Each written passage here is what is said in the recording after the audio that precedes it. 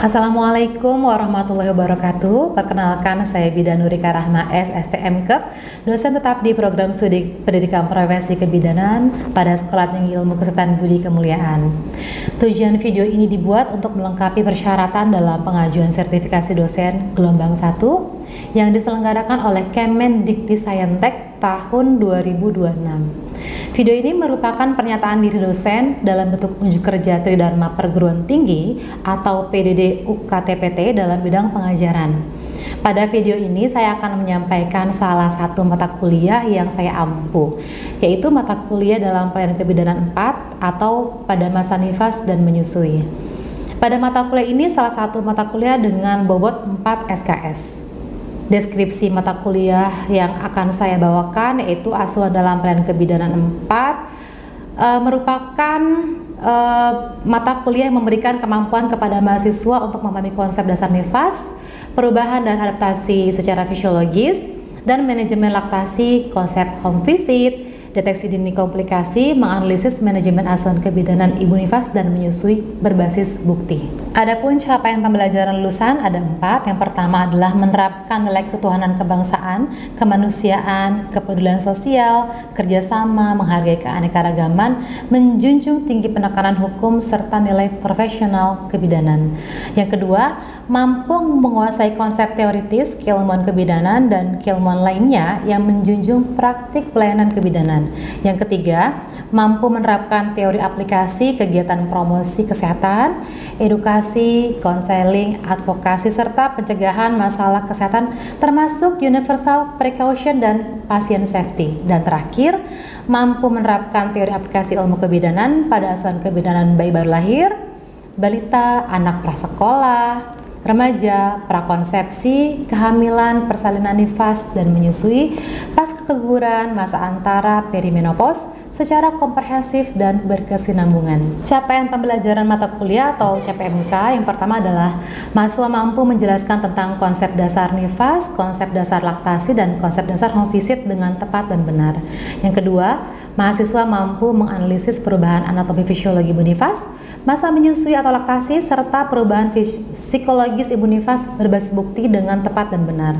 Yang ketiga, mahasiswa mampu menganalisis kebutuhan dasar ibu nifas dan menyusui, manajemen dan administrasi obat pada masa nifas dan menyusui berbasis bukti dengan tepat dan benar.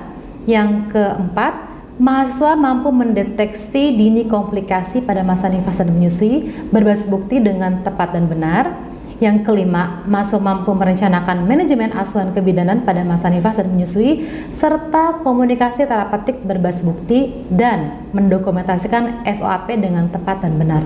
Yang terakhir, mahasiswa mampu mempraktikkan dalam laboratorium kebidanan tentang keterampilan pengkajian, penegakan diagnosa, dan asuhan kebidanan ibu nifas dengan menggunakan pendekatan manajemen kebidanan berbasis bukti dengan tepat dan benar.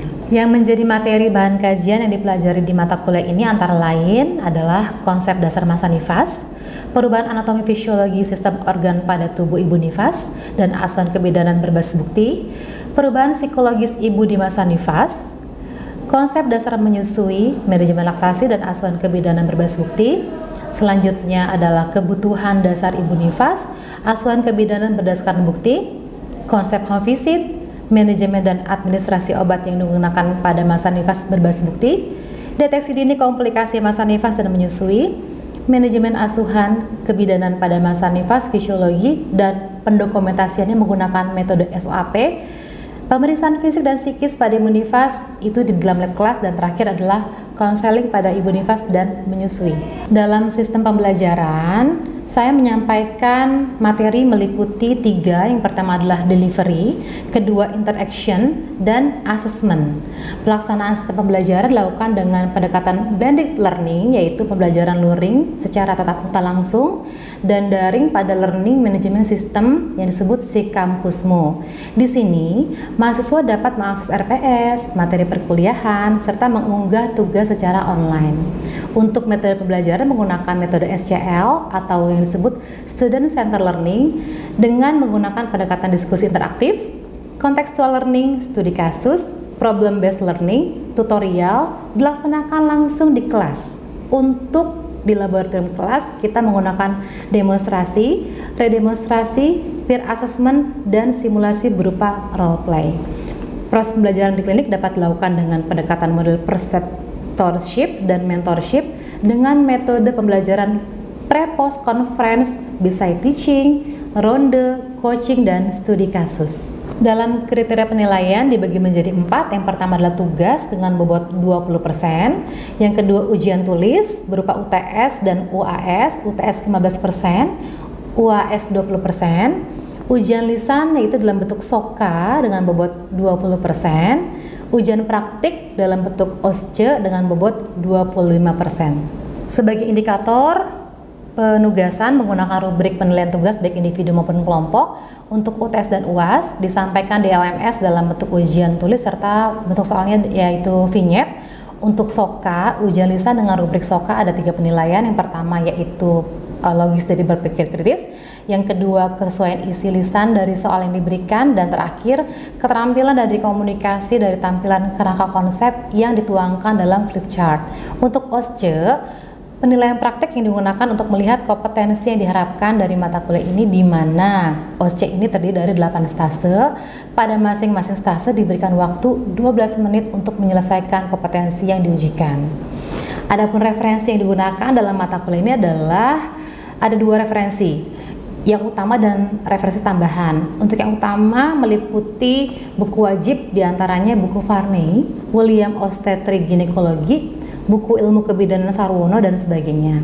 Untuk referensi tambahan yaitu buku-buku yang dapat diakses oleh mahasiswa di perpustakaan STK Budi Kemuliaan atau secara online di repositori STK Budi Kemuliaan.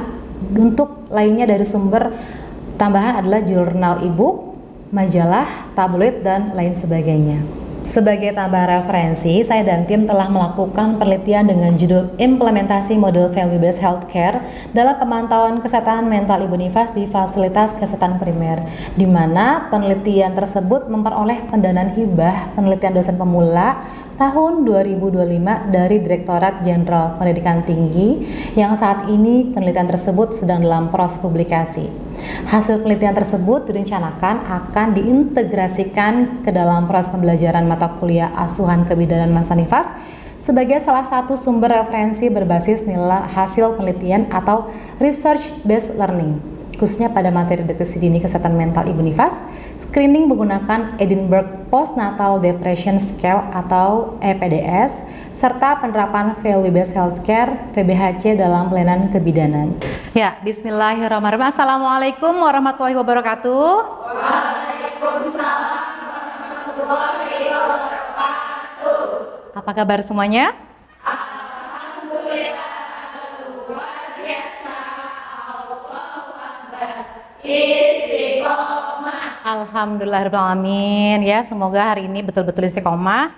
Kita luruskan niat pada pertemuan hari ini untuk bisa mengambil ilmu yang akan kita hadapi di hari ini. Ya, sebelum masuk ke dalam perkuliahan, izinkan Ibu untuk mengabsen terlebih dahulu ya.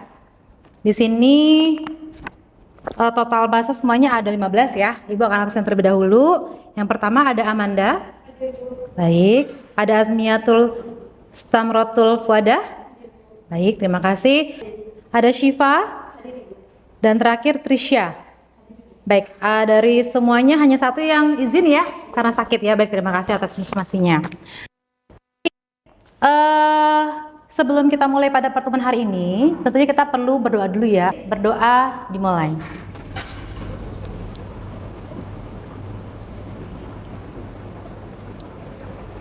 Sudah selesai? Baik, hari ini adalah pertemuan kita yang keempat ya, setelah kemarin Ibu Alin masuk ke dalam pertemuan yang ketiga tentang perubahan fisiologi masa nifas. Ya, betul ya? Betul, baik. Kemarin Bu Alin ngajar masuk materi apa saja ya? Boleh dikonfirmasi? Ibu. Ya, silakan sayang. Ada juga sistem reproduksi Bu, seperti perubahan serviks, lalu juga perubahan perdarahan pada Ibu Nifas, lokea, rubra, sanguinenta, serosa, seperti itu Bu. Oke, baik, terima kasih. Tujuan dari pembelajaran kita pada hari ini yang pertama adalah memahami adaptasi psikologi Ibu Nifas. Di sini kita memakai fase Rubin ya, yang terdiri dari 3 fase. Nanti kita sama-sama akan membahas terkait dengan perubahan fase tersebut. Yang kedua, Selain itu kita mengidentifikasi gangguan psikologi ibu nifas. Apa saja sih yang terjadi pada ibu nifas setelah dia mengalami atau melewati masa nifas. Yang ketiga adalah melakukan deteksi dini menggunakan EPDS. Apa sih tentang EPDS itu nanti kita akan belajar lebih lanjut ya terkait dengan EPDS. Dan terakhir materinya adalah menerapkan asuhan kebidanan value based healthcare yang menjadi kecirian dari visi misi SDK Budi Kemuliaan ya. Oke, dari sini bisa dipahami? Oke, baik, next ya. Baik, kita masuk ke dalam slide pertama. Sebelum masuk ke materi utama, Ibu akan bertanya sama Ananda semuanya ya. Kata yang lintas di benak Ananda semua ketika mendengar kata ibu nifas, mungkin bisa dimulai dari Monica, nanti semuanya bergiliran ya. Silakan Monica. Peran baru seorang ibu, Oke, bagus, peran baru seorang ibu. perubahan fisik, Peran fisik, involusi uteri, involusi uteri, pencegahan. Oke, next. support keluarga, Support keluarga, bagus. menyusui, Menyusui, bagus. lokea, Lokea, kelelahan. Peran ganda, baby blues, bagus. psikologis, Psikologis ibunya, adaptasi menjadi seorang ibu, adaptasi menjadi seorang ibu, masa pemulihan, masa pemulihan, kecemasan, kecemasan, luar biasa. Itu semuanya yang ada di benak kita ketika mendengar kata-kata ibu nifas. Ya, semuanya betul sekali. Namun tadi yang disebutkan oleh mahasiswa semuanya, sebagian ada secara fisik, sebagian lagi ada secara psikis. Ya, oke. Next kita akan masuk ke dalam slide berikutnya. Ya baik, tadi disampaikan sama Anda semuanya ya terkait dengan jawaban-jawaban terkait dengan ibu nifas. Realitas tersembunyi di balik masa nifas, kita tentunya lebih fokus kepada masalah fisik. Betul? Kenapa fisik? Ada yang tahu? Karena dari luarnya dari luar kelihatan. Tapi kalau masalah psikologis, ya perubahan peran, tadi disebutkan, kelelahan ekstrim, kecemasan, rasa bersalah ibunya mungkin ya, kesepian, penurunan estrogen dan progesteron yang drastis, kelihatan nggak kira-kira secara fisik? Enggak, tapi bisa dirasakan. Ini secara fakta, 1 dari 5 ibu mengalami masalah kesehatan mental pasca salin.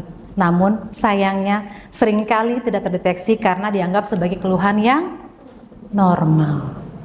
Ya baik, kita masuk ke dalam materi pertama terkait dengan perjalanan adaptasi psikologis. Kita memakai kerangka Rubin ya, dibagi menjadi 3 fase. Yang pertama adalah taking in, yang kedua taking hold, dan ketiga letting go. Fase ini dialami oleh seorang ibu nifas.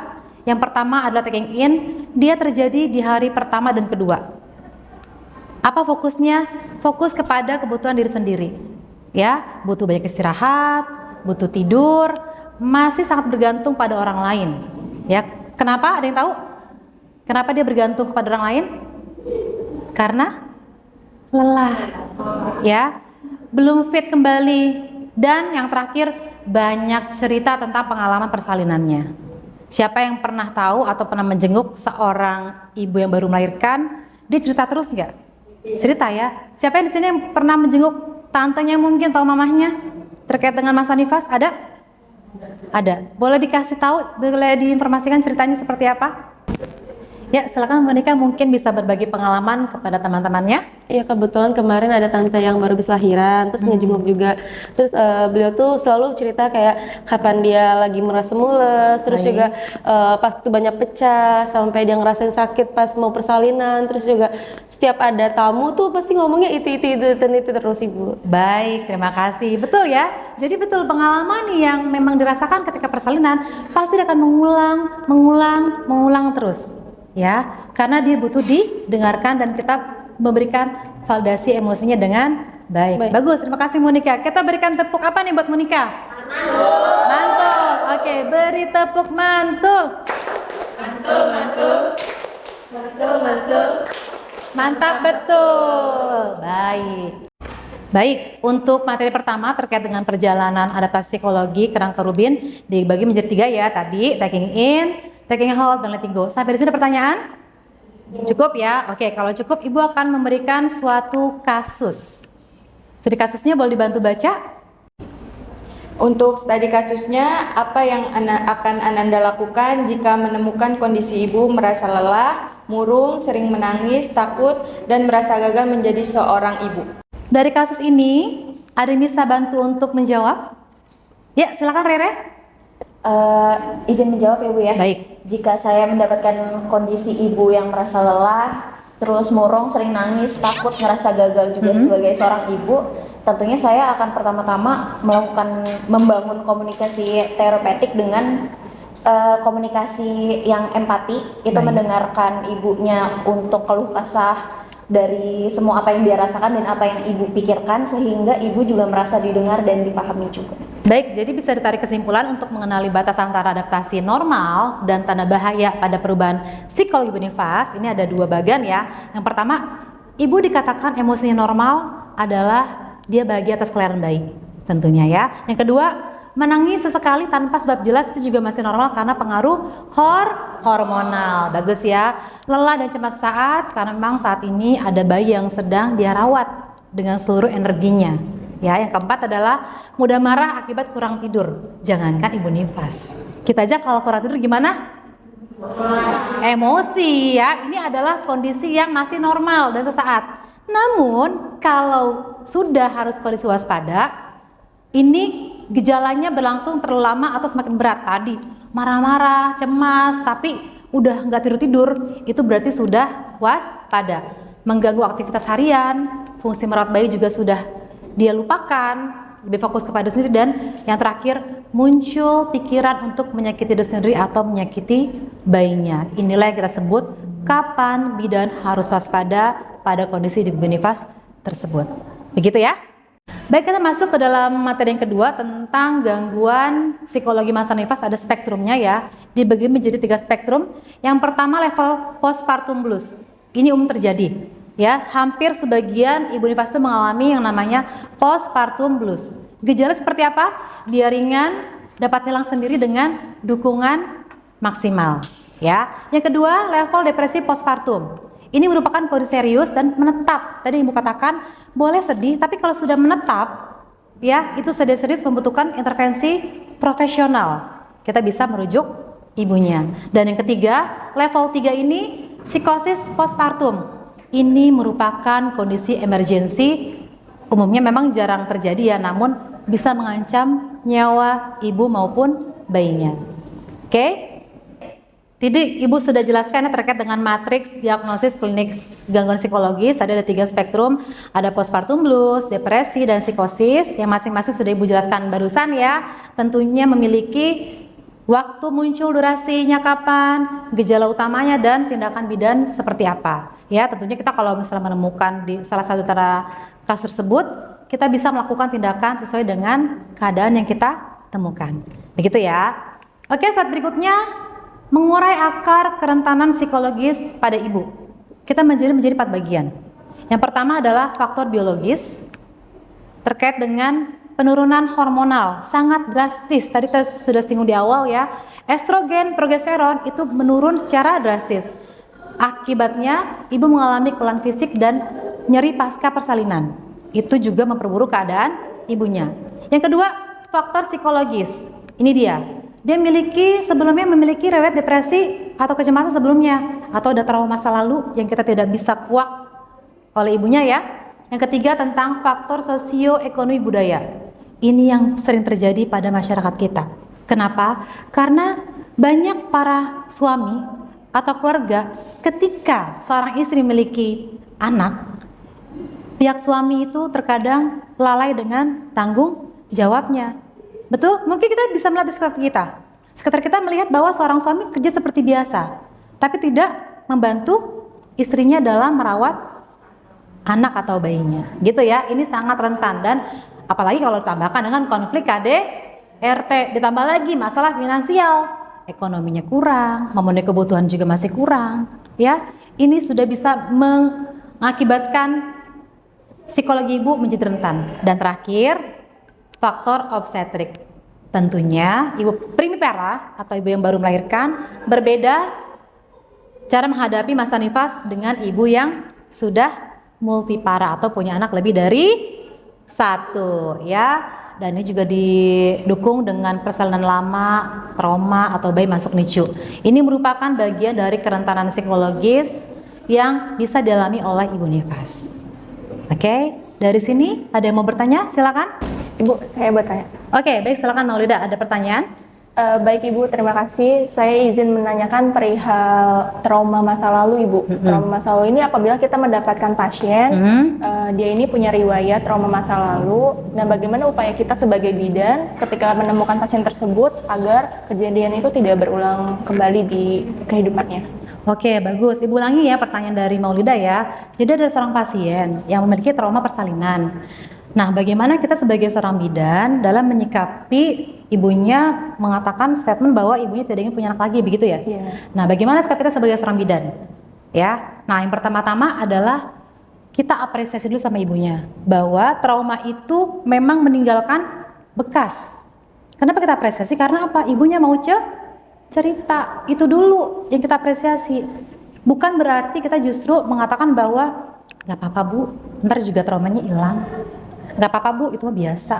Kalau kita memberikan suatu statement yang negatif atau yang menganggap itu hal yang wajar, ibunya akan mistrust kepada kita sebagai seorang bidan. Sampai di sini dulu sebelum masuk ke dalam materi 3, masih ada pertanyaan? Cukup ya? Baik, kita masuk ke dalam materi 3 yaitu deteksi dini. Kita memakai EPDS. Apa itu EPDS? Adalah Edinburgh Postnatal Depression Scale.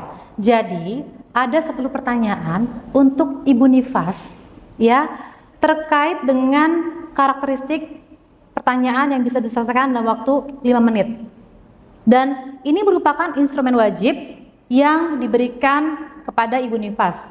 Kenapa? Karena sebetulnya ya, tidak semua ibu nifas itu berani menceritakan perasaan gelapnya. Tapi dengan kuesioner ini, dia bisa memberikan suatu jawaban yang terpendam. Karena apa? Pertanyaan ini justru memberi ruang aman. Lanjut, setelah tadi kita sama-sama membaca 10 pertanyaan yang harus diisi oleh ibu nifas, ini adalah materi terakhir yang terkait dengan visi misi budi kemuliaan, bahwa kita mengangkat standar asuhan sesuai dengan paradigma value based healthcare.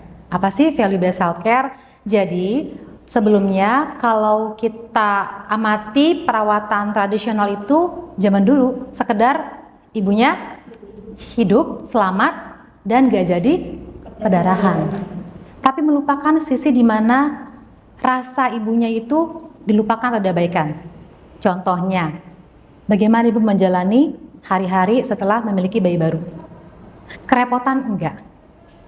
Bisa mengeluh enggak dengan bebas? Ada yang dengerin enggak? Ya. Nah, sekarang di sini kenapa kita perlu mengikat dengan value based healthcare? Karena ini adalah perawatan yang holistik. Ya, kita pastikan bahwa ibu merasa aman, bahagia, tentunya berdaya. Kalau ibunya sudah aman, bahagia, kira-kira merawat anaknya bagaimana? Baik, sukses, ya, mental stabil, ASI berhasil. Apa kabar kalau misalnya mentalnya udah drop, dia nggak punya semangat, ASInya kira-kira lancar, mampet, betul ya? Nah, jadi sesungguhnya untuk value based healthcare ini sangat perlu kita perhatikan. Kita sebagai bidan, tentunya sebagai edukator, kita mengedukasi adaptasi normal kepada ibu nifas. Sebagai provider, memberikan asuhan fisik yang nyaman. Lalu kita sebagai konselor, kita mendengar secara aktif, ya, memberikan feedback tanpa menghakimi. Gak boleh blaming, gak boleh judging, ya. Ya, baik, di layar sudah ada barcode yang bisa di-scan oleh Anda semuanya ya. Kita akan memastikan apakah pembelajaran hari ini bisa diterima dengan baik. Bisa langsung saja di-start ya. Baik, sudah selesai semua ya. Kita dapati yang pertama siapa? Rayesa. Yang kedua? Yang kedua? Monica. Yang ketiga? Maulida. Luar biasa. Baik, setelah kita sama-sama belajar tentang perubahan psikologi Bonifas, saya minta satu masa untuk memberikan refleksi pembelajaran pada pagi hari ini. Boleh, silakan siapa? Oke, baik Syifa, silakan Syifa. Baik, pada hari ini kami melakukan pembelajaran mengenai masalah psikologis dan juga adaptasi psikologis pada Ibu Nifas. Tepatnya pada tanggal 27 Juli. Jadi Bu Nurika mengajarkan berbagai macam tingkatan psikologis, ada juga postpartum blues, terus juga ada depresi dan juga psikosis. Di situ menjelaskan bahwa psikologis itu tidak hanya tingkatan dasar aja, tapi juga ada tingkatan tertinggi yang perlu dirujuk. Baik. Nah, terus kita mempelajari bagian yang normal, bagian yang tidak normal gimana, dan apa tindakan yang perlu bidan lakukan. Selanjutnya kita juga mempelajari apa itu pengkajian atau disebut EPDS, di mana di situ kita diajarkan beberapa pertanyaan, semacam pertanyaan internasional yang bisa kita ajukan kepada Ibu Nifas yang mengalami depresi ataupun mengalami masalah dalam psikologisnya. Baik. Dikatakan skornya itu baik jika kurang dari 10. Jika lebih dari 10 itu ada indikasi untuk dirujuk. Tapi kalau pada pertanyaan 10 yang tepatnya ada keinginan untuk bunuh diri, kita harus segera merujuk. Terus selanjutnya juga kita mempelajari bagaimana hubungan antara bahwa tidak hanya psikologis aja yang dilihat, tidak hanya fisik aja yang dilihat, tapi psikologis juga akan bidan perhatikan dan perlu dipertimbangkan untuk tindak lebih lanjutnya. Luar biasa, kooperatif sekali ya. Kita beri tepuk apa nih untuk Syifa? Mantul. Oke, beri tepuk mantul untuk Syifa. Tepuk mantul. Mantul. Wah, jawaban Syifa itu refleksinya sudah bisa menggantikan ringkasan esensial pada praktek kebidanan ini. Jadi betul ya, terima kasih Syifa sudah membantu Ibu. Jadi pertama, adaptasi adalah proses yang sudah harus dilewati oleh Ibu Nifas ya. Jangan abaikan gejala, bedakan secara tajam antara postpartum blues dengan psikosis. Ya. Yang ketiga, screening itu adalah wajib karena bisa menguak sisi gelap dari seorang ibu yang merasakan ketidakberdayaan. Dan terakhir, VBHC, keberhasilan Hausa Nifas diukur dari ibu yang sehat fisiknya sekaligus stabil mentalnya. Oke, terakhir kata-kata dari ibu, misi kebidanan masa depan, bidan bukan hanya menjaga keselamatan ibu saat melahirkan, tetapi juga memastikan mampu menjalani peran barunya dengan sehat secara fisik, mental, dan sosial. Begitu ya, ini adalah misi kita nih, jangan sampai lupa. Mungkin saja dari ibu, sampai sini cukup? Jelas ya? Oke, selanjutnya tidak lupa ibu sudah menyiapkan suatu tugas kelompok. Kita ada 3 kelompok ya? Betul ya? Sudah ada di LMS Budi Kemuliaan, masuk ke simak. Nanti soalnya itu 3 kelompok bisa menjelaskan terkait dengan ada kasus. Nanti juga dinilai secara EPDS-nya dan bagaimana sebagai seorang bidan menyikapi masalah-masalah kasus yang ibu berikan pada laman simak. Begitu ya? Waktunya berapa lama? 3 hari cukup? Cukup ya. Kita ketemu lagi 3 hari kemudian dalam pertemuan berikutnya. Cukup ya? Oke. Aman? Tidak ada pertanyaan? Oke. Jika tidak ada pertanyaan, sama-sama kita baca doa kafaratul majelis. Subhanaka Allahumma wa bihamdika asyhadu an la ilaha illa anta astaghfiruka wa atubu ilaik. Terima kasih. Assalamualaikum warahmatullahi wabarakatuh. Waalaikumsalam warahmatullahi wabarakatuh. Sekian video pembelajaran yang sudah saya sampaikan dalam mata kuliah Asuhan Pelayanan Kebidanan 4 atau masa nifas dan menyusui. Saya berkomitmen penuh untuk meningkatkan kompetensi saya dalam bidang pengajaran, khususnya dalam menghasilkan lulusan sarjana kebidanan dan profesi bidan yang kompeten dan profesional. Semoga video ini menjadi bahan pertimbangan dalam pengajuan kegiatan sertifikasi dosen gelombang pertama tahun 2026. Saya ucapkan terima kasih.